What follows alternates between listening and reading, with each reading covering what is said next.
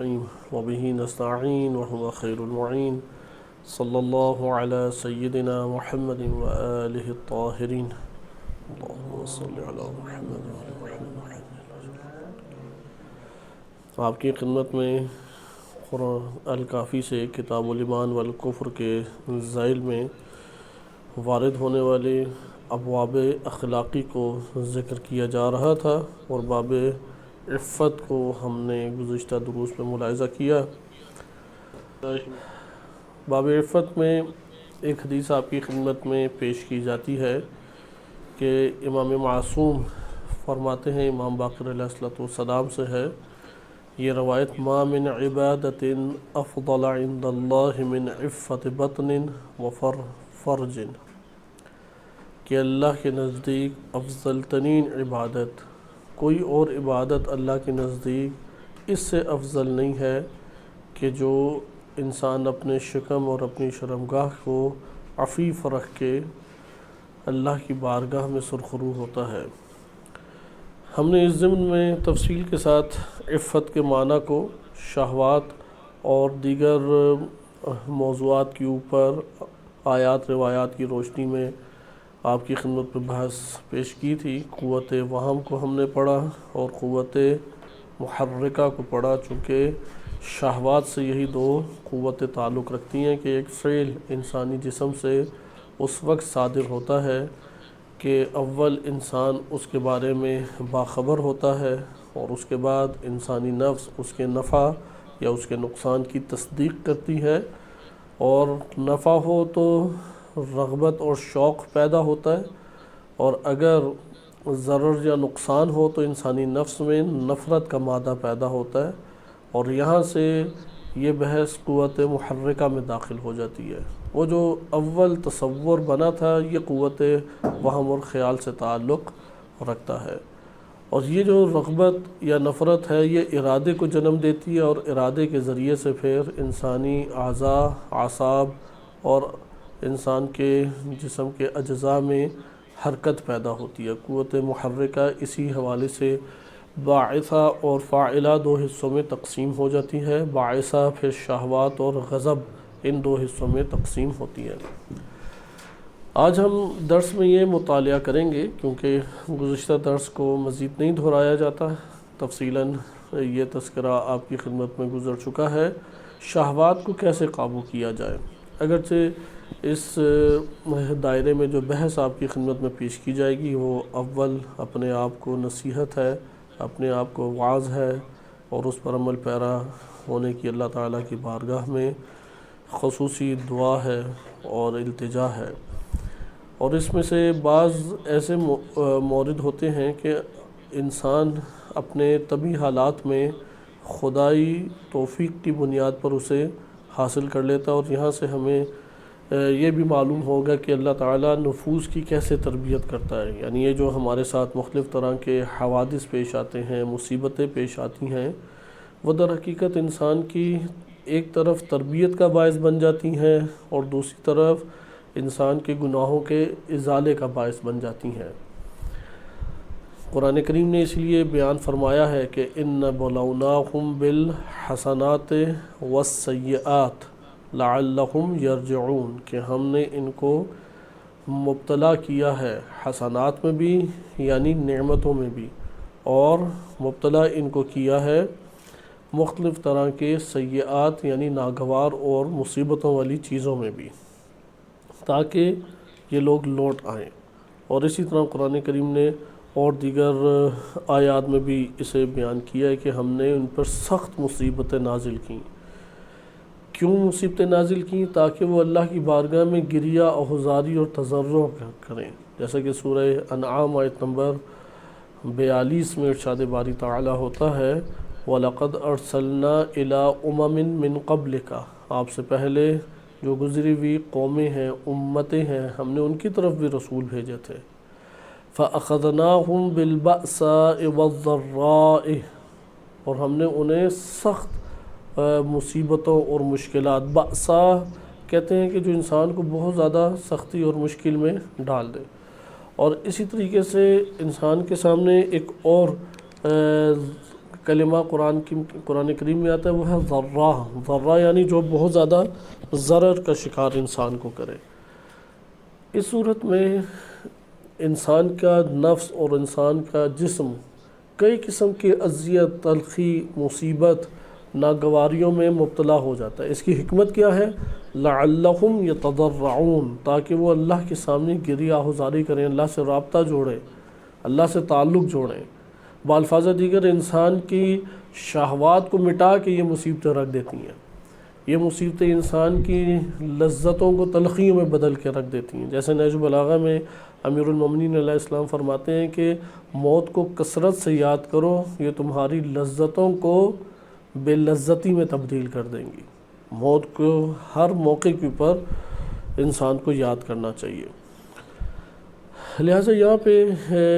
یہ جو ٹاپک ہم مطالعہ کر رہے ہیں، اس سے ہمارے لیے یہ تربیت کا پہلو اپنی زندگی میں عیاں ہوگا کہ اگر ایک انسان واجبات کی رعایت کرتا ہے، حرام کاموں سے کاملاً بچتا ہے، ان دو کے پر حساس ہے، تو وہ اپنی زندگی میں معنویت کا پہلا جو سطح ہے اور مقام ہے وہ طے کر لے گا. اور اس صورت میں واجبات کی رعایت اور حرام کو انجام دینے میں یعنی وہ اپنی لذات کو پورا کرے لیکن حلال طریقے سے، خواہشات کو پورا کرے لیکن حلال طریقے سے، تو اس کے نتیجے میں کئی حسنات بھی اس کو میسر آ رہے ہیں اور کئی سیئات بھی، یعنی اس کے وہ ناگواریاں بھی، مصیبتیں بھی، تلخیاں ہیں، تکلیفیں ہیں، وہ بھی اسے پیش آ رہی ہیں. یہ جو عادی زندگی کو وہ جھیلتا ہوا آگے بڑھ رہا ہے، یہ اس کی روح کی تربیت کا باعث بن جائے گی. لیکن ضروری کیا ہے؟ اپنے آپ کو واجبات کا پابند کرے، محرمات سے بچا کے رکھے. جس طرح آیت اللہ بہجت اور رحمۃ اللہ علیہ بیان فرمایا کرتے تھے، اور ان کے مختلف کلپس میں بھی یہ بات موجود ہے، اور واقعی انسان کو یہ چیز ایک حوصلہ دیتی ہے اگر انسان اس کے اوپر غور کرے. کہ وہ کہتے تھے کہ میں نے کئی اپنے نجف کے اساتذہ سے، مراد ان کی سید علی قاضی طباطبائی رحمۃ اللہ علیہ تھے، ان سے میں نے یہ بات سنی ہے، کیونکہ بعض جگہوں پہ انہوں نے نام لیا اور بعض جگہوں پہ فرمایا کہ میں نے اپنے اساتذہ سے یہ سنا ہے، اگر کوئی شخص اول وقت پنجگانہ نمازیں پڑھتا ہے تو وہ حتماً کسی معنوی مرتبے کے اوپر فائز ہوگا، اور اگر ایسا نہ ہو تو وہ قیامت والے دن میرے گریبان پکڑے، یا بعض جگہوں پہ ہے کہ میرے اوپر لعنت بھیجے. یعنی یہ جو اول وقت نماز پڑھنا ہے، اس میں ایک تلخی کو وہ برداشت کرتا ہے، ایک بوجھ کو وہ برداشت کرتا ہے، اپنے نفس کو وہ مائل کرتا ہے، قائل کرتا ہے. لیکن یہ جو نفس کا تلخی اٹھا کے آگے بڑھنا ہے، یہ اس کو ایک مقام کے اوپر لے آئے گا. مقامات کثیر ہیں، معنوی مقامات اور مراتب، لیکن ایک مقام انسان کے لیے حاصل ہوتا ہے، کیونکہ اول وقت نماز حد اقل اللہ تعالیٰ کی عظمت اس کے دل میں پیدا کرے گی، اور اللہ تعالیٰ کی بارگاہ میں حاضر ہونے کا جو وقت ہے اس کو اہمیت اس کے نفس کے اندر ظاہر کرے گی. لہٰذا اس کے اندر کثیر محاسن رکھ دیے گئے ہیں. یہ آپ نے ملاحظہ کیا کہ یہ شہوات کا جو موضوع ہم پڑھ رہے ہیں آج کے دن،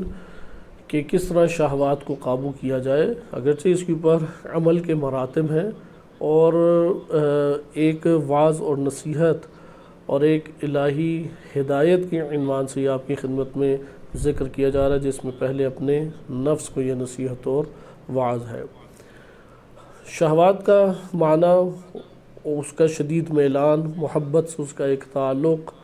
اس کی طرف اشارتاً گفتگو ہوئی ہے. ہم محبت کے ضمن میں دوبارہ اس موضوع کو پلٹیں گے، کیونکہ یہ عرفان سے تعلق رکھتا ہے. عرفان میں شہوات کی دو قسمیں کی گئی ہیں، شہوت عرضی ہوتی ہے اور ایک شہوت ذاتی ہے. شہوت عرضی سے منع کیا گیا ہے کہ اس کو اختیار نہ کریں. شہوت ذاتی جو انسان کی طبع اور میلان کے مطابق ہو، یعنی ایک دفعہ انسان ایک لذت اس کی طرف مائل نہیں ہے، زیادہ اس کی طبع اور اس کا رجحان نہیں ہے، لیکن ممکن ہے ماحول یا فضا یا محفل کی وجہ سے اس کی طرف راغب ہو جاتا ہے. لیکن ایک دفعہ ایک چیز اسے پسند ہے، کھانے کے اعتبار سے، سننے کے اعتبار سے، اور اس میں انسانی طبائع مختلف ہوتی ہیں. مثلا بعض لوگوں کو یہ خوشبو بہت اچھی لگتی ہے، دوسروں کو اس سے انتہائی زیادہ کراہت آتی ہے. ایک کو کوئی لباس اور رنگ اچھا لگتا ہے، دوسرے کو کوئی اور لباس اور رنگ اچھا لگتا ہے. لہٰذا یہاں پہ اب میلان کے مطابق ہے، میلان کی طرف جو رغبت ہے، طب کے مطابق جو شہوت ہے، اگر وہ دائرۂ حدود الہیہ میں لی جائے تو یہ عفت کہلائے گی۔ عفت کا یہ مطلب نہیں ہوتا کہ شہوت اصلاً وجود میں ہی نہ آئے، یہ قطعاً نہیں ہے۔ عفت یعنی حدود الہیہ میں اس کو آپ پورا کریں لیکن اپنی زندگی میں کم کرتے رہیں، یہ والی چیز اہمیت کی حامل ہے۔ اور آیات روایات بالخصوص احادیث میں اس کو بہت ابھارا گیا، جو زہد کا معنی آہستہ آہستہ یہ بن جاتا ہے کہ شہوات کو لینا اور اس کو پورا کرنا وہ لازم ہے، انسان کی جسم کی ڈیمانڈ بھی ہے اور انسان کی خواہشات اور اس کے رجحانات اور اس کے مزاج سے سازگار بھی ہے۔ لیکن زندگی میں ایک طویل مدت جب اس نے اس کو اختیار کیا، ان لذتوں کو چکھا، اس سے آشنا ہو گیا، پہچان گیا، وہ لذت بھی اٹھا لی، تو آپ کوشش کریں کہ اس لذت سے آہستہ آہستہ کنارہ کش ہونے کی کوشش کریں، یعنی ضعیف کریں اس لذت کو آہستہ آہستہ۔ یہ جو ضعیف کرنا ہے، یہ ضعیف کرنے کے بھی مراحل ہیں، مدارج ہیں۔ مثلاً بالفرض ایک شخص میٹھے کو بہت پسند کرتا ہے، پہلے وہ ذوق اور شوق سے کھاتا تھا مثلاً 4 یا 5 دفعہ، اب وہ 1 دفعہ یا 2 دفعہ اپنی مقدار کر لے۔ یہ تربیت نفس کے پیش نظر، کیونکہ ایک دفعہ شوگر کا مرض لگ جائے مجبور ہے وہ، اس کے علاوہ چارہ ہی نہیں ہے، یا وہ شوگر کی تکلیف اٹھائے گا یا وہ اپنے آپ کو محدود کرے گا۔ وہ مورد بھی انسان کے لیے تربیت کا باعث بن جائے گا، لیکن وہ پھر جبر ہے اس کے اوپر، یعنی اس نے اپنے ارادے اور اختیار سے عمل انجام نہیں دیا، اس لیے وہ مقام، وہ نورانیت، وہ محکم پن کہ جو اپنے ارادے سے انجام دیتا ہے وہ ظاہر نہیں ہوگا۔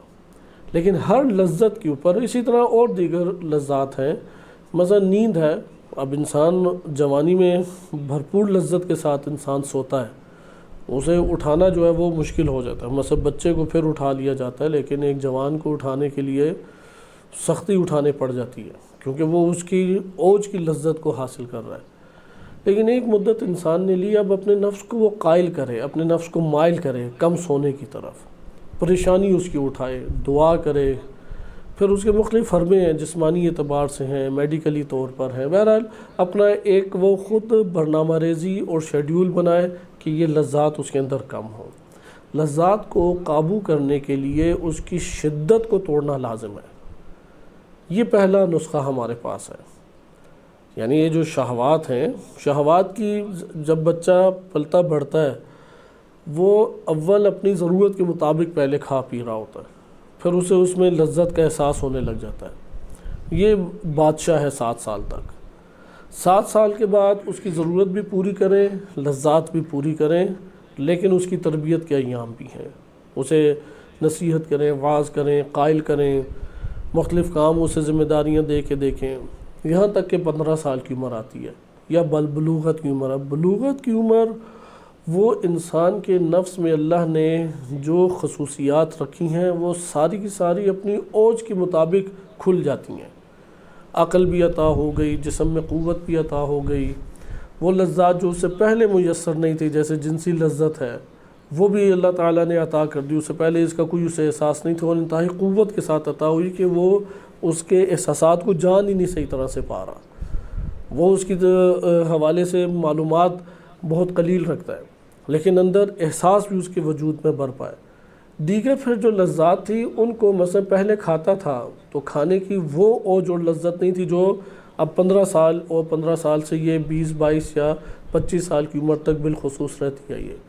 یعنی یہ 10-15 سال تک اوج رہتی ہے اس کی، نیند کی، کھانے کی، حتیٰ کہ یہ والے مسائل اس قدر زیادہ ہیں کہ جنگوں میں ایک بڑی تعداد ماضی سے لے کے ابھی تک ایسا ہی ہے، بڑی تعداد جنگوں میں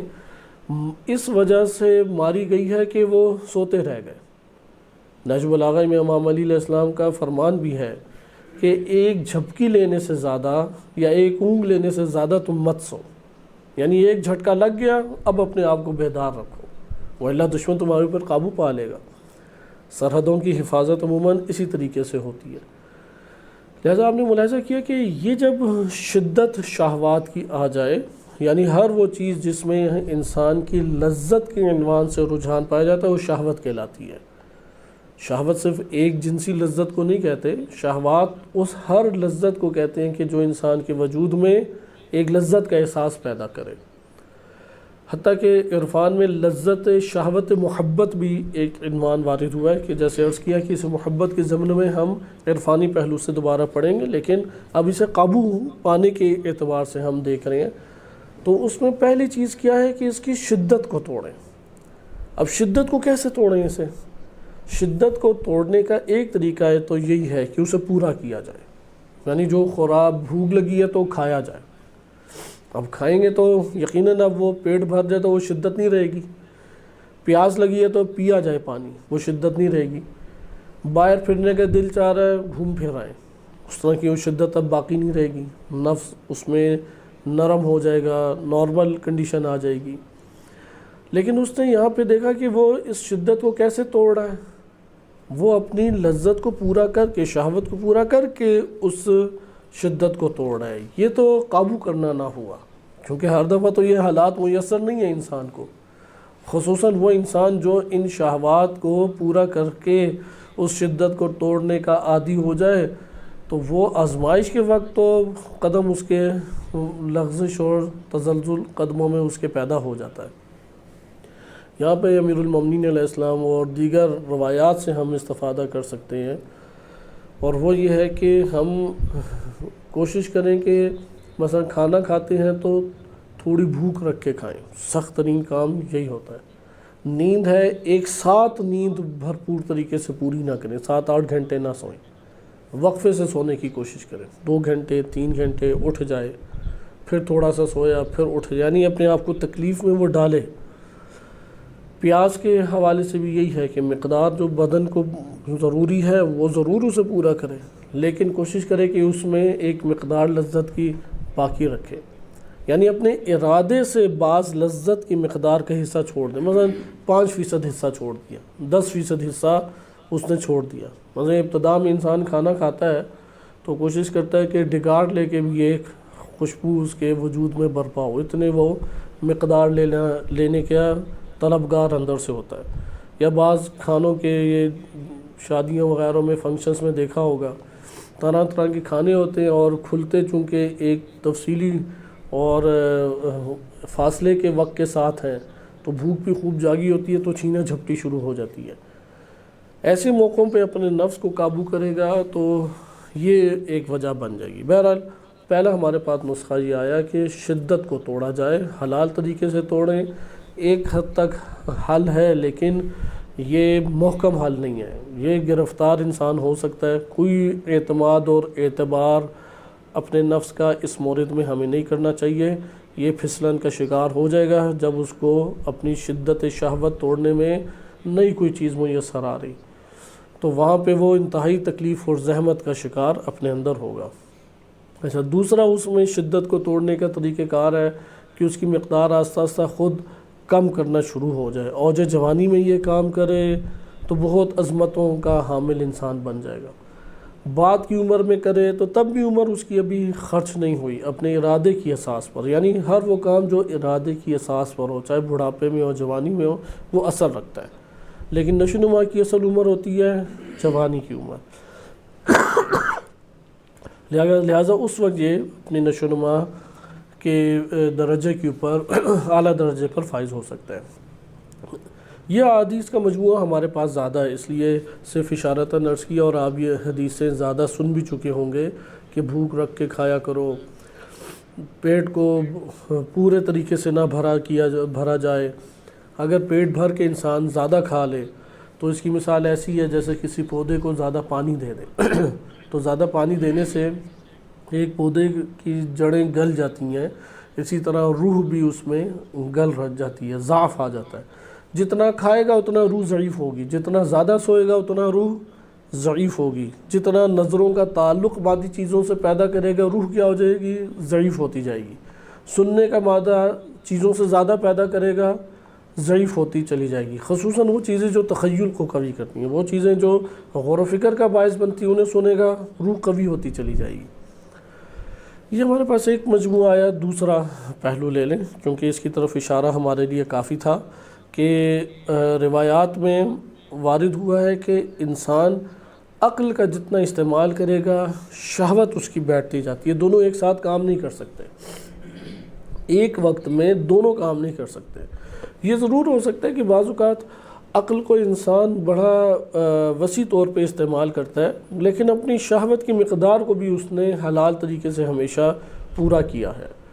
لیکن اس سے وہ بلندی حاصل نہیں ہوتی کہ جہاں پر حکمت اور عقل کا استعمال شہوت کو ضعیف کرنے لگ جائے، یہ انسان بالا تر ہے۔ علماء میں معتبر واقعہ جو ہم تک پہنچے ہیں، جیسا کہ قصص العلماء بڑی خوبصورت کتاب ہے سلیمان تنکامبنی رحمۃ اللہ علیہ کی، اردو ترجمہ بھی ہے، ملیکہ خاتون کوئی خاتون ہے غالباً، اس نے اچھا ترجمہ کیا، اس میں یہ ضرور آپ پڑھیں۔ شیخ اکبر شیخ جعفر کاشف الغطاء رحمۃ اللہ علیہ بڑی شخصیت گزری ہیں، فقی تھے اپنے دور کے، اور انہوں نے شرح و شیخ الجعفر لکھی ہے، جعفر کتاب بہت ایک بہترین کتاب ان کی فقہ پر موجود ہے،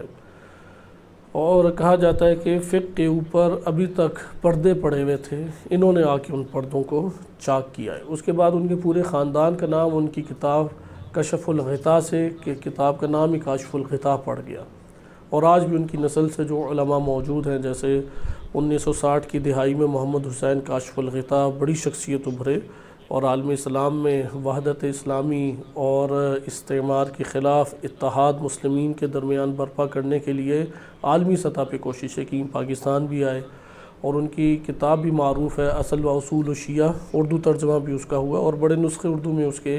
تقسیم بھی ہے، محمد حسین کاشف الغطاء رحمۃ اللہ علیہ۔ تو یہ جو شیخ کاشف الغطاء تھے، جو جد لگتے ہیں محمد حسین کاشف الغطاء کے، ان کے بارے میں معروف ہے کہ ان کے کھانے کی مقدار ماشاءاللہ بہت وسیع ہوا کرتی تھی،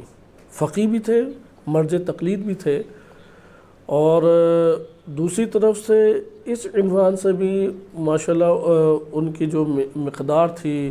اس کو حلال طریقے سے بھرپور پورا کرتے تھے۔ ہر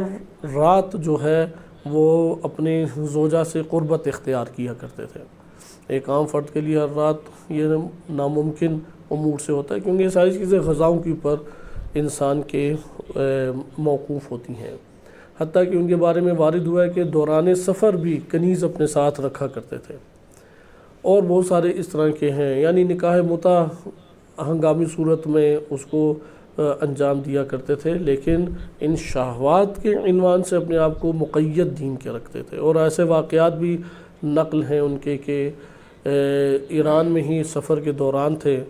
اور اس وقت کوئی اہتمام نہیں ہوا، تو اپنے ہی مقلد کو بلایا اور پوچھا کہ یہاں پہ نکاح متع کے عنوان سے کوئی خاتون ہے تو وہ لائیں، اسے اس ٹائم تو کوئی نہیں ملی، اپنی بیٹی کو حاضر کیا، بیٹی کی خوبصورتی دیکھ کے بہت متاثر ہوئے، اور پوچھا کہ ابھی تک کیوں تم نے شادی نہیں کی، کیونکہ 21-22 سال عمر تھی اس کی،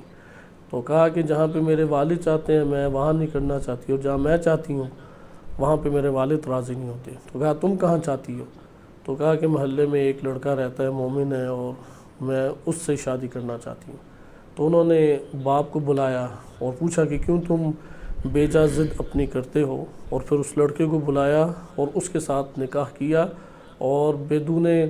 زوجہ اس رات کو انہوں نے گزارا، اور اس کے اوپر پھر علماء نے لکھا کہ وہ امیر شہوت تھے، اسیر شہوت نہیں تھے،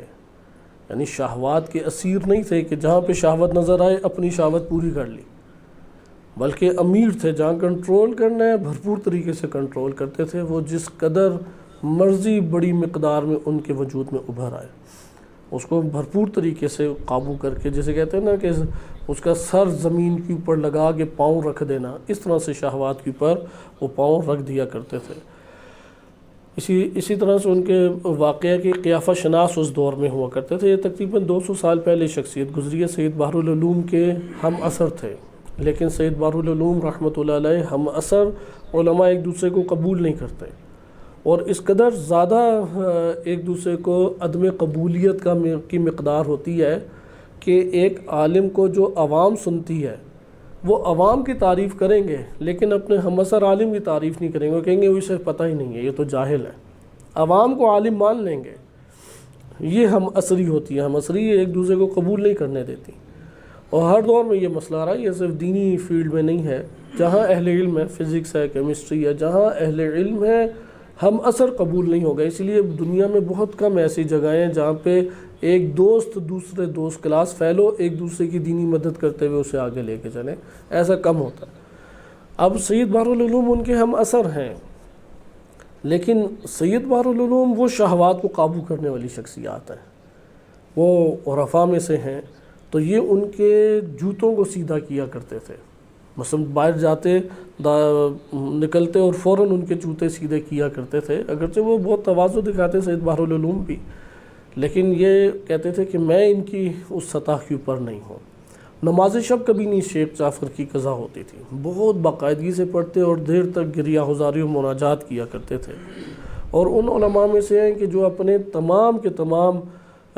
خانوادے کو اٹھاتے تھے، یہاں تک کہ ان کے جو پوتے ہیں اپنا واقعہ سناتے ہیں، ہم چھوٹے ہی تھے، 8-9 سال یا اس طرح کچھ عمر تھی، بہرحال کہتے ہیں ہم چھوٹے تھے تو ہم سب کو نماز شب کے لیے اٹھا دیتے تھے، تو ہم لوگ بھی اونچی آواز میں اللہ اکبر کہہ کے انہیں مطمئن کر کے پھر سو جاتے تھے۔ تو یہ اب شیخ جعفر کاشف الغطاء اپنے طور پہ ایک انتہائی پاکیزہ شخصیت ہے، محکم شخصیت ہے، امیر شہوت ہے۔ انہی کے بارے میں ایک واقعہ وارد ہوا اور کافی معروف بھی، علماء اخلاق بہت ذکر کرتے ہیں۔ ابتدائی اس سطح کو جو میں نے پہلے بیان کیا ہے آپ کی خدمت میں کہ شدت شہوت کو توڑا جائے، اسی ضمن میں وہ بیان کرتے ہیں حلال طریقے سے پہلے پورا کریں اسے، کہ ایک شخص سوال جواب کے لیے آیا، کوئی فقہی مسائل ہوتے ہیں تو اس دور میں اس قدر بڑے پیمانے کے اوپر لوگوں کا رجوع نہیں ہوا کرتا تھا، علاقائی یا چند علاقوں کے لوگ رجوع کرتے تھے، تو بہرحال وہ اس وقت کھانے کا ٹائم تھا، تو انہوں نے اسے بٹھایا کہ یہ کچھ تناول کر لیں تو یا آپ بھی ان کے ساتھ آ جائیں۔ اس نے کہا نہیں نہیں میں انتظار کرتا ہوں، تو وہ انتظار ادھر بیٹھے کرنے لگے۔ اب جب کھانا آیا تو کہتے ہیں کہ وہ جو چھوٹا بکری کا بچہ ہوتا ہے اس کی مقدار کا وہ تناول فرمایا کرتے تھے، یعنی ایک بڑا پیالہ ہے، اس میں گوشت اور شوربہ اور دیگر چیزیں موجود ہیں، اور ادھر سے چاول ہیں، روٹی بھی ہے، اور گوشت کی مقدار بھی زیادہ ہے۔ عرب ویسے بھی پہلے عرض کیا کہ گوشت کے شوقین اقوام میں سے ہیں، تو یہ بھی تھے، عربی تھے شیخ جعفر کاشف الغطاء رحمۃ اللہ علیہ، تو ان کے سامنے آستہ آستہ سارا کھا گئے۔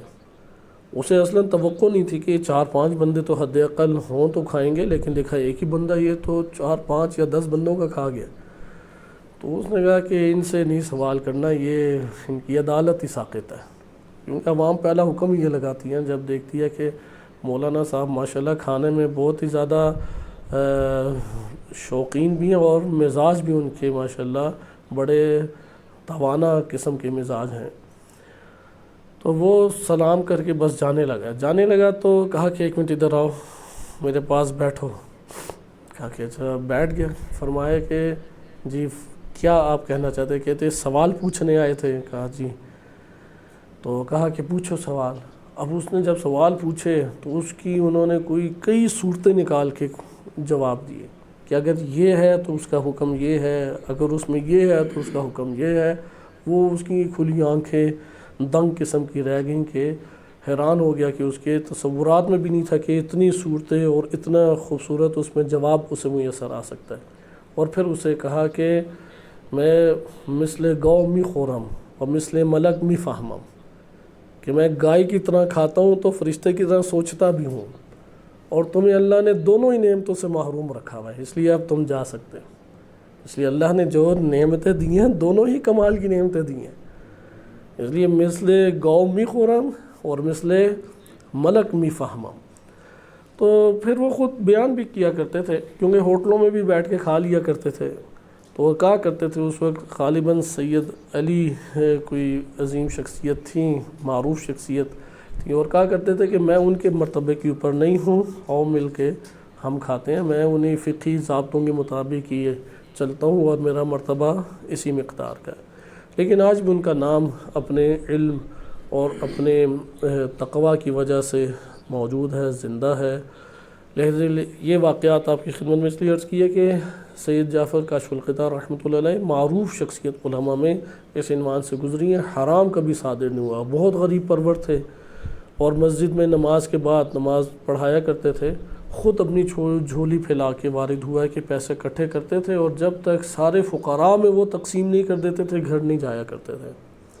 تو یہ ان کے کئی اس طرح سے واقعات موجود ہیں، اس لیے متناقض چیزیں ہیں۔ اس لیے ایک قیافہ شناس اس دور میں آیا۔ قیافہ شناس ہوتے ہیں، قیافہ دیکھ کے انسان کا مزاج جان لیتے ہیں۔ آج بھی اس ٹائم تو بہت ہی استعمار ترقی کر کے بہت ہی زیادہ، یہاں تک کہ موبائلوں کے اوپر آپ 2 سے 3 کلک کرتے ہیں وہ آپ کے مزاج سارا جان لیتا ہے، اتنی انہوں نے ترقی کی ہوئی، اور پھر آپ کے مزاج کے مطابق سب چیزیں، وہ کھانوں میں، کھیلوں میں، ہر چیز میں وہ آپ کے مزاج کے مطابق گوگل لے کے آتا ہے، اتنی ترقی کر چکا ہے۔ تو قیافہ شناس آج بھی موجود ہے، اس لیے آپ نے دیکھا ہوگا آپ جو کلک کرتے ہیں، جو چاہ رہے ہوتے ہیں وہی آنے لگ جاتا ہے۔ ابھی تو یہ دور آ رہا آرٹیفیشل انٹیلیجنس کا، جیسے ہوش مصنوعی رہبر اعظم بار بار ابھار رہے ہیں کہ اس کے اوپر کام کرنا چاہیے، یہ تو فوراً انسان کو کھول کے رکھ دے گا۔ ابھی نیٹ نے سارا کھول کے رکھ دیا کہ انسان کے وہ چند چیزیں، اور یہ باتیں عموماً جانتے بھی ہیں کیونکہ غرب میں سائیکولوجیکل پرابلم زیادہ ہیں اور مسائل روان شناسی کے زیادہ ہیں، اس لیے وہاں پہ افراد کی تعلیم بھی اس حوالے سے زیادہ ہے، اس لیے وہ ان چیزوں کو جلد بھانپ بھی لیتے ہیں۔ تو اسی طریقے سے قیافہ شناس ہوا کرتے تھے، تھوڑے سے وہ چہرے کے اعضاء اور اس کو دیکھتے تھے، کیونکہ انسان کی باڈی جو ہے اس کے عناصر سے پتہ لگ جاتا ہے کہ اس کے اندر کس چیز کی ڈیمانڈ کیسی ہے۔ خصوصاً پرانے دور میں اطباء مزاجوں کی تشخیص کے اوپر ہی بیان کیا کرتے تھے کہ اسے کیا مرض ہے۔ آج بھی یہ طب، خصوصاً ایران میں تو یہ زندہ ہے، طب اسلامی، طب سنتی کے عنوان سے، وہ بڑے دقیق انداز میں مزاج شناسی انسان کی کراتے ہیں کہ وہ اس کے حلیے سے جان لیتا ہے کہ اسے کیا پرابلمز ہیں۔ تو بعض افراد ایسے ہوتے ہیں کہ جن کے مزاج دموی ہوتا ہے، مزاج دموی میں خوراک اور جنسی شہوات بہت قوی ہوتی ہیں، ایک عام بندے سے کئی گنا زیادہ ہوتی ہیں، اور اس کے لیے اس کی مقدار کو پورا کرنا بھی اسی کے مطابق لازم ہوتا ہے، ورنہ خلل اور بیماریوں کا شکار وہ ہوتا ہے۔ ہاں اس کو قابو کیا جا سکتا ہے، معتدل رکھنے کے لیے ادویات موجود ہیں۔ ان کے پاس قیافہ شناس آیا تو اس نے ان کی آنکھیں دیکھ کے، آنکھوں کا خاص انداز دیکھ کے، اور ان کے جسم کے مختلف تاثرات دیکھ کے بتایا کہ ہونا تو یہ چاہیے تھا کہ آپ کے ایک ہاتھ میں شراب ہو اور بغل میں خواتین ہوں، یعنی عیاش ترین انسان ہونا چاہیے تھا آپ کو۔ اب ان کے کیونکہ تاثرات اور مزاج کی نوعیتیں اسی طریقے سے مختلف ہوتی ہیں، تو انہوں نے کہا کہ جو تم بتا رہے ہو وہ بالکل ٹھیک ہے، لیکن میں نے اپنی عمر میں اس کے ساتھ سخت ترین جہاد کر کے اس کو اپنا غلام بنا کے رکھا ہے، شہوات کو، اس لیے میں نے شروع میں ہی اس کو بھرپور طریقے سے قابو کیا کہ یہ مجھے اپنے پیچھے گھسیٹ کے نہ لے کے جائے، میں اس کو اپنے پیچھے گھسیٹ کر لے کر جاؤں گا۔ لہذا سب کو ایک جہت سے ہم نہیں دیکھ سکتے، حتیٰ کہ شہوات میں سارے ایک جہت سے برابر بھی نہیں ہوتے۔ مثلا کئی یہاں پہ مسائل طلاب میں بھی ہیں، عوام الناس میں بھی ہیں، مثلا شادیاں ٹوٹ گئیں، کیوں ٹوٹ گئیں؟ وہ شوہر زوجہ کے قریب ہی نہیں آیا۔ اب وہ نہیں مان رہا کہ اس کا مزاج اس قدر ٹھنڈا ہے، کیونکہ ایک طرف بہت گرم ہے کہ وہ ایک زوجہ پہ اتفاق کر ہی نہیں سکتا، اور لوگ کہتے ہیں یہ شہوانی ہے، جبکہ وہ اس کے بس سے باہر ہے، وہ ادھر شہوانی نہیں ہے، وہ اس کی جو ڈیمانڈ اندر بڑھی ہوئی ہے۔ مثلا ایک بندے کا قد لمبا ہے تو وہ بڑا لباس پہنے گا، وہ کہے گا دیکھا کتنے مہنگے لباس پہنتا ہے، وہ کہے گا میرا قد اتنا لمبا ہے تو میں بڑا لباس ہی پہنوں گا۔ حرام کا شکار ہونا عیب ہے، اصل عیب کہاں پر ہے؟ حرام کا شکار ہونا۔ اصل عیب یہ ہے کہ بیجا اپنے آپ کو زاہد اور پارسا کسی کے سامنے دکھائے۔ یہ عیب نہیں ہے کہ کسی نے آپ کے سامنے مثلا ران پیش کی تو آپ آہستہ آہستہ پوری ران ہی کھا گئے، کہ ماشاءاللہ یہ لگتا ہے کہ شیخ جعفر صاحب کے خاندان سے ہی ہے۔ نہیں، وہاں پہ مہمان نوازی میں میزبان خوش ہوتا ہے، اچھے انداز میں کھائیں، اس کی خوشی کے لیے کھائیں، اور رغبت اگر موجود ہے ٹھیک ہے، ایک مقدار رغبت کی خاطر ادھر کھائیں، لیکن حرام کو عیب سمجھے، اسراف کو عیب سمجھے، فضول خرچی کو عیب سمجھے۔ اس میں عیب ہے کہ بیجا پارسا اور زاہد اپنے آپ کو دکھانے کی کوشش کریں، کیونکہ انبیاء و ائمہ علیہ السلام سے تو افضل نہیں ہو سکتا۔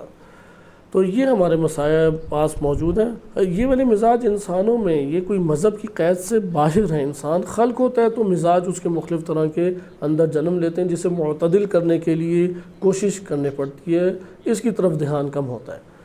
اور بہت سارے جیسے اہل سنت مکتب میں بے شمار فحاشی کے مسائل ہمیں دکھائی دیتے ہیں، اس کی بنیادی وجہ یہی ہے کیونکہ ان چیزوں کی تعلیم نہیں ہے، مواقع نہیں ہے اور احتیاط نہیں ہے، اس کا شکار افراد ہوتے ہیں۔ لیکن مکتب تشیع کی طرف یہ ہے کہ ان چیزوں کے اندر حلال کو انہوں نے ہمیشہ برقرار رکھا ہے اور اس عنوان سے ان قباحتوں کے شکار نہیں ہوئے، اور مدارس بھی الحمدللہ ایک بڑی حد تک اس سے محفوظ بھی ہیں۔ خلاصہ کلام کہ یہ ہمارے پاس مزاجوں کے جو ایک اختلاف آتے ہیں اس میں بعض اوقات برعکس صورت بھی نظر آتی ہے، مثلا زوجہ کے قریب نہیں جا رہا اور اس کو حق ادا نہیں کر رہا، اب وہ یہاں تک کہ مجبور ہو گئی کہ رجوع کرے علماء کی طرف، انہوں نے طلاق دلوائی اس کی، مثلا مسجد سے ہی نہیں باہر آ رہا، 1 دن 2 دن 3 دن مہینے گزر گئے، اس جگہ پہ اس کے حق تلفی جو خاتون کی ہے اس کا سارا گناہ اس کی طرف آئے گا، حتیٰ کہ وہ گناہ کے شکار ہوتی ہے۔ اور ایک بڑی مقدار اس ٹائم موجود ہے، وہ افراد جو شہروں سے باہر یا ملک سے باہر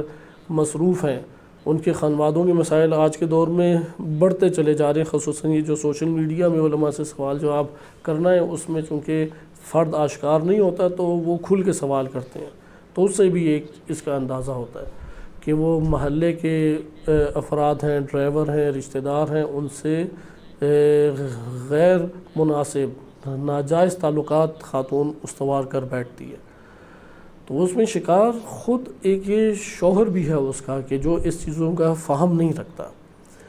تو اسی طریقے سے اور بھی مسائل ہیں کہ پہلے اس حص کو پورا کیا جائے، مثلا خاتون ہے اس کی حص کو پورا کریں، وہ شوہر کے اوپر واجب ہے،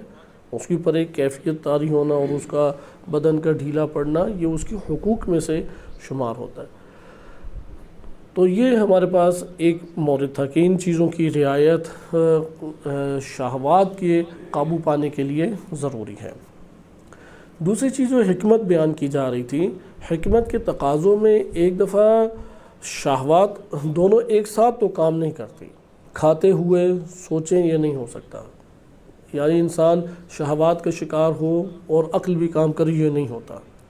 لہذا جو عقل کی مقدار کو بڑھا دیتا ہے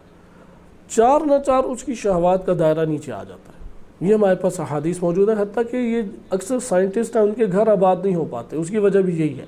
چونکہ وہ ریاضی اور میتھمیٹکس کے رولز قواعد اور اس میں ہی ان کا ذہن مشغول ہوتا ہے اور 18 گھنٹے وہ ریسرچ کرتے ہیں، تو اس کی وجہ سے وہ شہوات کا کھانے پینے سونے جاگنے ساری چیزیں ان کی ڈسٹرب ہوتی ہیں۔ جیسے آئنسٹائن کے بارے میں پتہ نہیں کتنی 3 یا 4 اس کی بیگمات تھی، چاروں طلاقیں ہوئیں۔ کارل مارکس تھا، اس کے بھی اسی طرح سے 3 بیگمات تھی، تینوں چھوڑ کے چلی گئی، سب بچے اس کے مر گئے غربت کی وجہ سے۔ تو یہ چیز ہے کہ جو بھی عقلی طور پہ کام کرے، اگر مثبت کام کرے منفی کام کرے، ابھی اس سے کنارہ کش ہو کے دیکھا جائے، حکمت کے ساتھ مشغول ہونا، عقل و شعور کے ساتھ دیر تک مشغول ہونا، وہ شہوات کے دائرے کو کیا کر دے گا، آہستہ آہستہ اب بٹھا دے گا۔ ہم چند حدیثیں اس عنوان سے پڑھ لیتے ہیں۔ وارد ہوا ہے کہ امام علی علیہ السلام سے یہ حدیثیں موجود ہیں کہ العقل والشہوۃ ضدان، عقل اور شہوت کیا ہیں، ایک دوسرے کی ضد ہیں۔ ومؤید العقل العلم، علم کی کون مدد کرتا ہے، عقل کی کون مدد کرتا ہے، علم آ کے مدد کرتا ہے۔ مؤید العقل، عقل تائید کرتی ہے، مؤید ہے علم کی مدد، یعنی عقل کے ذریعے سے علم کمایا جاتا ہے۔ ومزین الشہوۃ الہوا، شہوت کو کون زینت بخشتا ہے، شہوت کو کون خوبصورتی دیتا ہے، ہوائے نفس، یعنی یہ جو نفس کا میلان ہے شدید، نفس کی رغبت ہے، یہ شہوات کو خوبصورتی دیتی ہیں، زینت دیتی ہیں۔ والنفس متنازعۃ بینہما، ان دونوں میں جھگڑا لگا رہتا ہے، نفس ان دونوں کے جھگڑوں کے اندر وہ دبا ہی رہتا ہے۔ فأیہما قہر کانت فی جانبہ، ان میں سے جو بھی آ جائے، غالب آ جائے، یہ اسی کی جانب نفس چلا جاتا ہے۔ اسی سے تعلق پیدا کر لے گا۔ عقل کی طرف چلا گیا تو عقل سے، وَإِلَّا شہوت سے تعلق پیدا کر لے گا۔ اسی طریقے سے امیر المومنین علیہ السلام فرماتے ہیں اِذَا كَمُلَ الْعَقْلُ نَقَصَتِ الشَّهْوَةُ، عقل کامل ہو جائے تو شہوت کیا ہو جائے گی؟ کم ہونا شروع ہو جائے گی، آہستہ آہستہ کم ہوتی چلی جائے گی۔ یا اسی طریقے سے روایات میں وارد ہوا ہے کہ ذہاب العقل بین الہوا والشہوت، عقل کب رخصت ہو جاتی ہے؟ ہوا اور شہوت، ہوائے نفس اور شہوت جب یہ انسان پورا کر رہا ہو تو عقل جواب دے جاتی ہے۔ اس لیے ہم نے دیکھا ہوگا عجیب و غریب حرکتیں شروع کر دیتا ہے انسان، کھاتے پیتے بھی، خوشی کے ٹائم بھی، کہہ لگانا، اچھل کود شروع کر دینا۔ اس لیے دنیا بھر کی محافل میں رقص و سرور انہی موارد میں قرار دیا گیا ہے۔ بہترین منظر ہو، اچھے سے وہاں پہ کھانے بہترین خوش ذائقہ لگے ہوئے ہوں، اور فضا جو ہے وہ انہوں نے ایک مہیج قسم کی، یعنی جو ہیجان آور شہوات کے عنوان سے ہے، وہ فضا برپا کی ہوتی ہے، یعنی ہر لحاظ سے شہوات میں ڈوب جائیں، جسے ہم اپنی زبان میں، عامی زبان میں کہتے ہیں کلب کی زندگی۔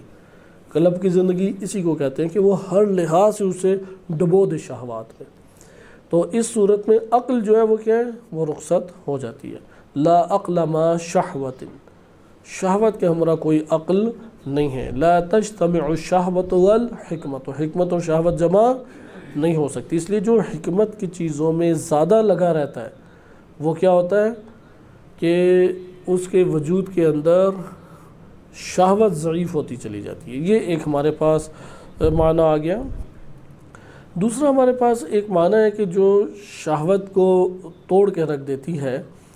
وہ ہے انسان کا غضب میں آ جانا۔ یہ بعض روایات میں مطلب وارد ہوا ہے کہ، اور انسان اپنی زندگی میں دیکھتا بھی ہے کہ غضب جو ہے وہ انسان کو کیا کرتا ہے؟ وہ توڑ کے رکھ دیتا ہے۔ حتیٰ کہ روایات میں وارد ہوا دوا کے طور پہ، یہ جو پہلا نسخہ عرض کیا نا، یہ دوسرا نسخہ، پہلا نسخہ تو یہ ہے کہ شدت کو توڑا جائے ارادے کے ذریعے یا لذت کو پورا کر کے، یہ پہلا نسخہ ہمارے پاس تھا، شہوت کی شدت کو توڑیں۔ شدت نہیں توڑیں گے تو کامیاب نہیں ہوگی، یعنی دیوار گرانی ہے تو پہلے درار ڈالو، اس کے بعد اگلا حربہ پرزہ استعمال کرو یا آلہ استعمال کرو۔ شہوت میں بھی یہی ہے کہ پہلے اس کی شدت کو کسی طرح سے توڑیں، کوئی مقدار اس کی پوری کر لی، پھر ارادے کے ذریعے سے قابو کریں۔ خوب، دوسری چیز تھی کہ حکمت میں مشغول رہیں، عقلی کام کریں، خیالی نہیں، وہمی نہیں، عقلی کام کریں۔ مثلا عقلی درس سننا، میتھمیٹکس میں مشغول ہونا، کوئی چیزوں میں مشغول ہو جانا۔ یہ جو جاسوسی ٹائپ ہوتے ہیں ڈرامے فلمیں، یا بعض رومانٹک قسم کے ڈرامے فلمیں، غزلیں، کارٹون وغیرہ ہو گئے، اسی طرح کی دیگر باتیں ایک دوسرے سے متعلق سننا، یہ ساری قوت خیال کو قوی کرتی ہیں۔ جو قوت خیال کو قوی کرے اسے ترک کرنا چاہیے۔ جو قوت عقل ہو، مثلا فلسفے میں مشغول ہوں، اس وجہ سے ایک تو معرفت الہی کا باعث بنے، عقلی ایک پریکٹس ہے، عقلی ایک جم ہے جہاں پہ آپ ایکسرسائز کرتے ہیں۔ میتھمیٹکس اسی طرح ہے، منطق اسی طرح ہے، فزکس اسی طرح، غور و فکر، خلقت کے اوپر غور و فکر، علوم عموماً اسی طریقے سے ہیں، سائنسی علوم ہو یا دیگر علوم ہو، وہ حکمت کو قوی کرتے ہیں۔ یہ حدیث بہت خوبصورت حدیث ہے امیر المومنین علیہ السلام کی، داو الغضب بالصمت، داو یعنی علاج کرو اس کا۔ غضب کا علاج کس سے کرو؟ کہ انشاءاللہ اس کے بعد ہم کوشش کرتے ہیں کہ غضب ہی کا چیپٹر اگلے درس میں شروع کریں، تاکہ یہ شہوت اور غضب، یہ قوت محرکہ کے دونوں جوانب ہمارے لیے پورے ہو جائیں۔ داو الغضب بالصمت، خاموشی کے ذریعے سے، خاموشی وہ ہمارے پاس علاج ہے کہ جس سے غضب قابو آ جاتا ہے، یعنی رسپانس نہ دیں، لفظ نہ بولیں۔ والشہوۃ بالعقل، اور شہوت کو کس سے قابو کریں؟ عقل کے ساتھ۔ اچھا، اب ہمارے پاس تیسرا جو علاج آتا ہے وہ ہے غضب کا شکار ہونا انسان کا، یعنی ایسے امور، یہ تربیت الہی یہاں پہ ہمارے لیے بہت آشکار ہوتی ہے، کیونکہ شہوت اور غضب کبھی بھی ایک ساتھ نہیں بھڑک سکتے۔ دونوں آگ ہیں لیکن جدا قسم کی ہیں، دونوں آگ ہیں، دونوں حرارت ہیں لیکن جدا قسم کی ہیں، ایک دوسری کو بجھاتی ہے۔ شہوت ابھرتی تب ہے کہ جب خوف نہ ہو، جب غضب نہ ہو، جب ڈر نہ ہو، وإلا شہوت نہیں ابھرتی انسان کے وجہ۔ اس لیے سٹریس کی حالت میں کوئی شہوات نہیں ابھر رہی ہوتی، تکلیف کی صورت میں کوئی شہوات نہیں ابھر رہی ہوتی۔ لہٰذا یہاں پہ غضب کا جو مورد ہے، یہ غضب کا مورد انسان کے وجود کے اندر شہوات کو بھگا دیتا ہے۔ اب غضب حلال طریقے سے غضب کا مورد آتا ہے، اب یہاں پہ مختلف مصیبتیں آتی ہیں، مشکلات آتی ہیں، نقصان سننے کو پڑتا ہے، تو شدید غصہ انسان کے نفس میں جنم لیتا ہے، اور جب یہ غصہ جنم لیتا ہے تو اس جگہ پہ انسان کو یہ احساس ہوتا ہے کہ ہاں میں اپنے وجود میں اس شہوت کا اب احساس نہیں پا رہا۔ اچھا، اسی طریقے سے ہمارے پاس ایک اور طریقہ کار ہے، اپنی قدرت کی مقدار کو نفس کے اندر بڑھائے۔ امام علی علیہ السلام سے منقول ہے اذا کثرت القدرت قلت الشہوت، جب قدرت انسان میں، طاقت انسان میں بڑھ جائے گی، یعنی ارادے کی طاقت جیسے ہو گئی، فیصلے کی طاقت، عزم کی طاقت، قدرت انسان کے اعضاء و جوارح میں جب بڑھ جائے تو وہ قابو کر سکتی ہے۔ البتہ اگر انسان نے اپنے صرف کھانے پینے کے اعتبار سے اپنے آپ کو قوی کر لیا تو شہوات قوی ہو جائیں گی۔ اس لیے ادھر قدرت کے مطلب کو ہمیں سمجھنا چاہیے، مثلا ارادے کی قوت انسان کے پاس ہے، علم کی قوت انسان کے پاس ہے، یہ ایک ہمارے پاس مطلب آتا ہے۔ ایک اور حدیث امام علیہ السلام سے موجود ہے کہ زاد الشہوۃ مزادۃ الضد ضدہ، کہ شہوت کو تم بھگاؤ اس کی ضد کے ذریعے سے، کیونکہ ایک ضد دوسری ضد کو کیا کرتی ہے؟ بھگاتی ہے۔ مثلا آگ کیا کرتی ہے؟ پانی کو، اور پانی کیا کرتا ہے؟ آگ کو بھگاتا ہے۔ لہذا وَحَارِبُوهَا مُحَارَبَةَ الْعَدُوِّ الْعَدُوَّ، اور تم اس سے دشمنی کرو، ایک دشمن دوسرے دشمن کو بھگا پاتا ہے، دوستی نہ کرو اس سے۔ یعنی ہم دیکھیں شہوت کا دشمن کون ہے؟ شہوت کا دشمن غضب ہے، شہوت کا دشمن عقل ہے، عقل کی قوت ہے، عقل کی قدرت ہے، ان کے ذریعے سے شہوت کو انسان دور کر سکتا ہے۔ ایک اور ہمارے پاس روایت ہے العفۃ تضاعف الشہوۃ، عفت جو ہے وہ شہوت کو ضعیف کر دیتی ہے۔ یہ وہ جو پہلا معنی تھا کہ شدت کو توڑنا، یہ اس کے ضمن میں ہم حدیث کو لے سکتے ہیں کہ عفت انسان کے وجود کے اندر شہوت کو ختم کرتی ہے۔ کیسے؟ کہ حلال طریقے سے شہوت کو پورا کریں، جب پورا کریں گے تو وہ اس کی مقدار کو ضعیف کر دیں گے۔ مثلا ایک انسان اگر اپنے شہوت کو پورا نہیں کرتا، بالفرض جنسی شہوت کو، اضطراب کا شکار ہے، حرام نگاہوں کا شکار ہوتا ہے، حرام تخیلات کا شکار ہوتا ہے، اور پھر اگر کوئی گناہ صادر ہو جائے تو ایک اور مشکل اپنے نفس میں محسوس کرتا ہے، اپنے آپ سے اسے ایک راحت کا احساس ہوتا ہے، اور اس کے اندر ڈوبتا ہے اور پریشانیاں اٹھاتا ہے۔ لیکن جب یہ حلال طریقے سے نکاح کر لیتا ہے اور نکاح کر کے اپنے اس شہوت کے غریزے کو وہ پورا کرتا رہتا ہے، اس کی توجہ ہی نہیں چاہتی کہ اس میں کوئی اضطراب بھی تھا، اسے کوئی ایک بالکل ہی نارمل صورت لگتی ہے، وہ شہوت آگے پریشان ہی نہیں کرتی اسے۔ یہاں پہ یہ ہے کہ کیونکہ اس نے اس شہوت کے عنصر کو اب وہ والی قوت عطا نہیں ہونے دی۔ ہاں اگر کوئی اپنے آپ کو پھر بھی شہوانی دائرے میں رکھے، مثلا علم اور حکمت کی چیزوں میں مشغول نہیں ہے، وہ اسی طرح بد نظری میں، فحش چیزوں کو دیکھنے میں، فحش باتیں کرنے میں مشغول ہے، وہ شادی سے پہلے جو اپنی کیفیت پا رہا تھا وہ ایک زوجہ پہ اکتفا ہی نہیں کر پائے گا، وہ انہی گناہوں کا دوبارہ شکار ہو جائے گا۔ اس لیے انسان اس موقع سے فائدہ اٹھا کے کیا کرے؟ عفت کو شہوت کے ضعیف کرنے کا سبب بنائے۔ جیسے اگر کھانے، ایک دفعہ ہے کہ کھانے کوئی پیش کرنے والا بندہ ہی نہیں ہے، وہ اپنی کئی زندگی کے سال صحیح طرح کھانے ہی نہیں کھا پایا، اب اس کے لیے وسائل مہیا ہو گئے، اب ہو گئے تو وہ شہوت کا پیٹ بھر گیا اس کا، تو آہستہ آہستہ وہ شہوت خوراک کو قابو کرنے کی آہستہ آہستہ کوشش کی۔ مطلب بعض مستحب روزے رکھ لیے، بعض اوقات وہ 2 ٹائم بھوکا رہ گیا، 1 ٹائم بھوکا رہ گیا، مقدار کھائی تھوڑی قلیل کھا لی، وقفے سے کھا لیے کیونکہ ایک ساتھ کھائیں تو زیادہ کھایا جاتا ہے، وقفے سے تھوڑا کھا، بہرحال خود اپنے لیے برنامہ ریزی کر سکتا ہے۔ اسی طریقے سے ہمارے پاس روایات وارد ہوئی ہیں کہ رأس الفضائل ملک الغضب و اماطۃ الشہوت، کہ تمام فضائل میں اور رئیس سے فضیلت کیا ہے۔ رأس الفضائل یعنی راس کہتے ہیں سر کو، رئیس فضیلت کیا ہے کہ غضب کے اوپر بھرپور اپنی ملکیت جما لینا اور شہوت کو مار دینا۔ یہ ہم نے چند طریقے پڑھے، اور طریقے بھی کیونکہ روایات لکھی گئی تھی وہ جمع شدہ روایات ابھی میرے سامنے موجود نہیں ہیں، ورنہ بقیہ ایک دو اور طریقے تھے وہ آپ کی خدمت میں ذکر کیے جاتے۔ آخر میں ہم ایک دو احادیث کو پڑھتے ہیں تاکہ یہ باب جب مکمل کر رہے ہیں، اور اس کا باب جو محبت سے تعلق رکھتا ہے وہ انشاءاللہ تعالی عرفانی تناظر میں ہم محبت ہی کے ضمن اسے دیکھیں گے، لیکن روایات کے اندر اس چیز کو ہم ملاحظہ کریں کہ فضیلت اب اس امر میں کیا ہے۔ عفت خود ایک فضیلت ہے بلا شک و شبہ، عفت یعنی آپ حلال طریقے سے ایک امر کو پورا کریں، لیکن شہوات کو کمزور کرنا،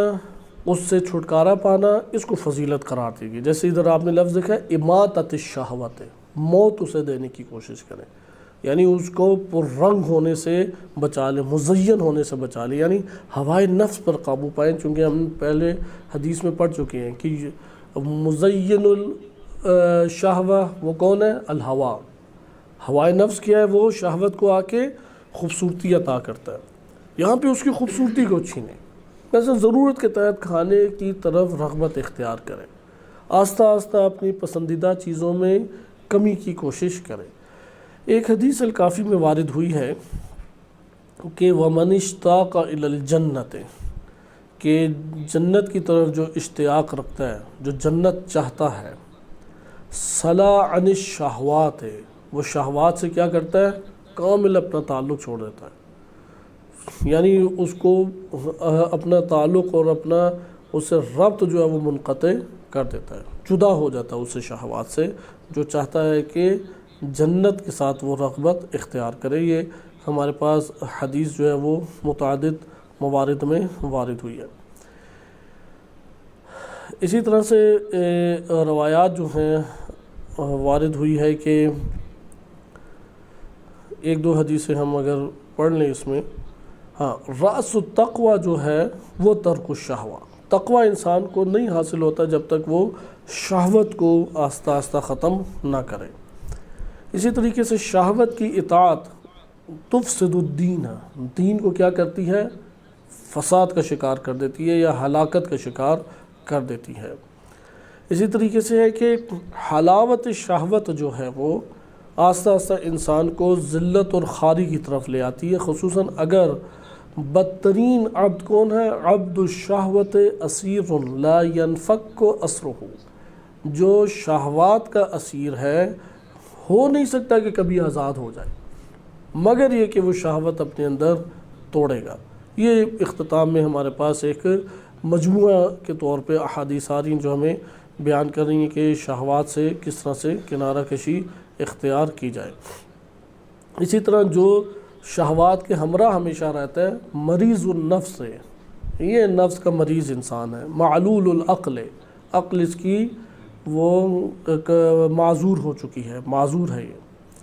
اور کتنی ایسی شہوات ہیں ایک رتبے پر پہنچنے سے وہ مانع بن گئی۔ اور ثلاث مہلکات، تین چیزیں انسان کو ہلاکت میں ڈالتی ہیں۔ پہلی ہے طاعت النساء، خواتین کی اطاعت، وطاعت الغضب،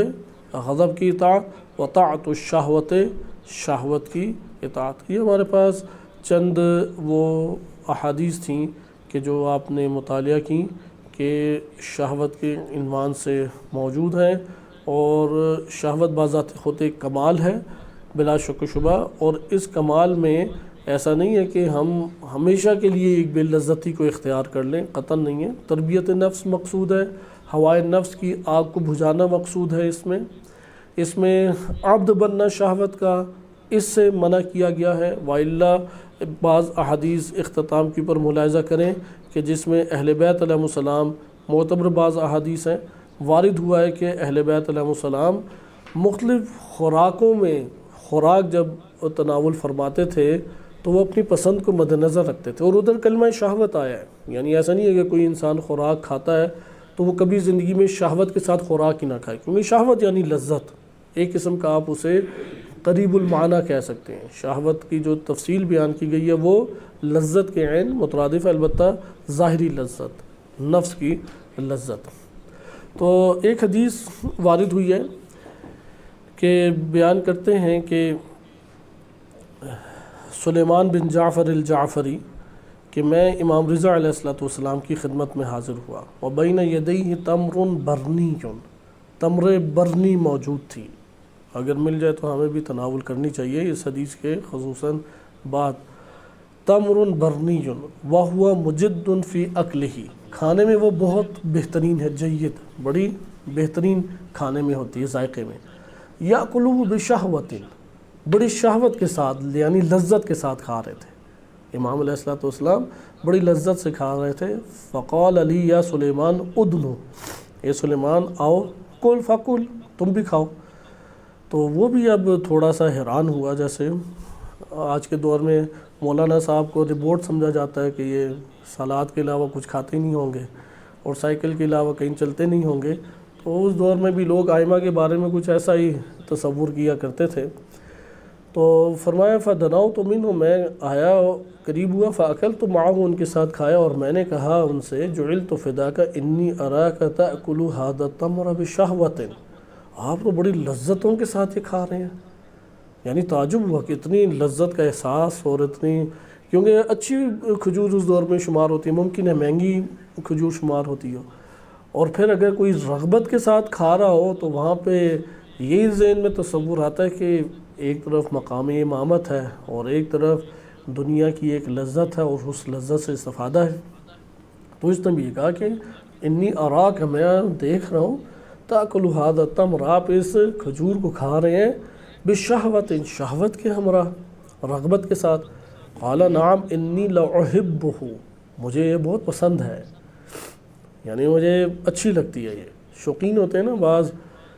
چائے شائے کے آج کل شوقین بن جاتے ہیں، حلوے کے بعض شوقین ہیں،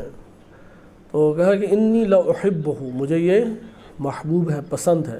قلت ولما ذاک، اس کی کیا وجہ ہے؟ ہاں یہاں پر دین آ جائے گا، کیونکہ ہر چیز میں اہل بیت علیہ السلام، انبیاء علیہ السلام، وہ دین کی اساس پر کھڑے ہیں۔ فرمایا کہ لأن رسول اللہ کان تمریا، کیونکہ رسول اللہ کو بہت پسند تھی ہے صلی اللہ علیہ وآلہ، انہیں یہ کھجور بہت پسند تھی۔ وکان علی تمریا، امیر المومنین علیہ السلام کو کھجوریں بہت پسند تھیں۔ وکان الحسن تمریا، وکان ابو عبداللہ الحسین تمریا، امام حسن و حسین علیہ السلام بہت پسند کرتے تھے اس کو۔ وکان زین العابدین تمریا، وکان ابو جعفر تمریا، امام باقر علیہ السلام، امام سجاد، امام باقر علیہ السلام کو بھی بہت پسند تھی۔ وکان ابو عبداللہ علیہ السلام تمریا، امام صادق علیہ السلام کو بھی پسند تھی۔ وکان ابی تمریا، امام کاظم علیہ السلام میرے والد گرامی کو بھی پسند تھی۔ وانا تمری، مجھے بھی یہ کھجوریں بہت پسند ہیں۔ یہ کھجوریں آج ادھر بھی بہت وہ مہنگی ہیں جو اچھی والی ہوتی ہیں، ادھر تو ملتی نہیں ہیں، اصل تو عرب جہان میں پائی جاتی ہیں۔ وشیعتنا یحبون التمر، ہمارے شیعہ کھجور سے محبت کرتے ہیں، چونکہ کھجور جب انسان کھاتا ہے تو مزاج بھی گرم ہوتا ہے اور جنسی غریزے بہت قوی طور پہ ابھر آتے ہیں، جسمانی قوت کا باعث بھی بنتے ہیں، اور جسم کے اندر قوت بھی خوب ابھرتی ہے، کیونکہ جسمانی قوتیں ابھری ہوں تو انسان کے لیے چیزوں کو قابو کرنا بھی ممکن ہو جاتا ہے۔ مثلا اگر جسم میں طاقت موجود ہے تو آپ سر کا درد جھیل جائیں گے، طاقت موجود ہے تو روزہ جھیل جائیں گے، گرمیوں کے سخت روزے بھی جھیل جائیں گے یا نہیں؟ لیکن اگر جسم میں طاقت ہی نہیں ہے تو وہ ادھر بے ہوش ہو جائے گا بندہ، اسے زبردستی ڈرپ لگائیں گے یا پانی پلائیں گے۔ اس لیے وہ ہم نے پڑھا ابھی کہ قدرت زیادہ ہو تو شہوت کو قابو کیا جا سکتا ہے، لیکن کہا شیعتنا یحبون التمر لأنہم خلقوا من طینتنا، کیونکہ وہ ہماری طینت سے خلق کیے گئے ہیں۔ جیسے عجوہ کھجور آپ جانتے ہیں نا، آج بھی عجوہ کھجور فقط مدینہ میں ہوتی ہے، اور مدینہ میں بھی فقط شیعہ باغات میں ہے، اہل سنت نے جو اگائی ہے وہ اصلاً ہے ہی نہیں، وہ بالکل ہی ردی قسم کی ہے، وہ خود سنی بھی نہیں خریدتے۔ یہ ایک میراث میں تشیع کے پاس آئی ہے اجوا جہاں پر بھی پائی جاتی ہے اچھی قسم کی، وہ صرف اور صرف مدینہ میں شیعہ باغات سے آ رہی ہے۔ اہل سنت باغات بہت ہی قلیل ہیں، اس حوالے سے یہ نہ ہونے کے برابر ہے۔ وَأَعْدَاؤُنَا يَا سُلَيْمَانُ يُحِبُّونَ الْمُسْكِرَ، ہمارے دشمنوں کو شراب بڑی پسند ہے۔ لِأَنَّهُمْ خُلِقُوا مِنْ مَارِجٍ مِّن نَار، وہ اس بھڑکتی ہوئی آگ سے خلق کیے گئے ہیں، یعنی یہ ارواح کی بات ہے۔ تو آپ نے ملاحظہ کیا کہ امام رضا علیہ السلام اور بقیہ ائمہ علیہ السلام شہوت کے ساتھ اس کو کھایا کرتے تھے۔ اسی طرح ایک اور حدیث ہے کہ امام صادق علیہ السلام فرماتے ہیں کہ ما من طعام آکلہ وانا اشتہی، ادھر بھی کلمہ شہوت ہے۔ قرآن میں بھی یہ کلمہ شہوت متعدد معنی میں متعدد جگہوں پر وارد ہوا، معنی یہی ہے کہ امام صادق علیہ السلام فرماتے ہیں کوئی ایسا کھانا نہیں ہے میں کھاتا ہوں مگر اس کی رغبت رکھتا ہوں تو کھاتا ہوں، وہ ان اشارک فیہ، اور دوسروں کو بھی میں اس میں شریک کرتا ہوں۔ الا الرمان، سوائے امام نے فرمایا یشرک یعنی فیہ انسان، کوئی بھی انسان جس میں میرے ساتھ شریک ہو سکتا ہے سوائے انار کے، کیونکہ اس میں ایک دانہ جنت کا دانہ شمار ہوتا ہے۔ یہ صحت کے عنوان سے، معنویت کے اعتبار سے، نہ کہ جنت کا ایک دانہ ہر انار کے اندر رکھ دیا جائے۔ ممکن ہے مختلف توجیہات کی جا سکتی ہیں، لیکن یہ ہے کہ اشتہی کہ میں یہ انار میں شریک قرار نہیں دیتا۔ لیکن ادھر بھی آپ نے یہ ملاحظہ کیا کہ انار کے حوالے سے کہ یہ خوش ذائقہ غذا اور پھل شمار ہوتی ہے، امام علیہ السلام اسے اپنی رغبت کے ساتھ تناول فرمایا کرتے تھے۔ اور ایک حدیث میں وارد بھی ہوا ہے کہ غالباً معتبرہ حدیث میں سے ہے کہ جو رمان کو کھاتا ہے تو امرضت شیطان الوسوسۃ 40 یوما، تو وہ شیطان کے وسوسوں کو 40 دن کے لیے بھگا دیتا ہے، یعنی ایک قوت اس کو حاصل ہوتی ہے۔ ایک اور اس میں حدیث کو پڑھتے ہیں اور اس کو آخری حدیث قرار دیتے ہیں کہ امیر المومنین علیہ السلام فرماتے ہیں کہ اشبہ الناس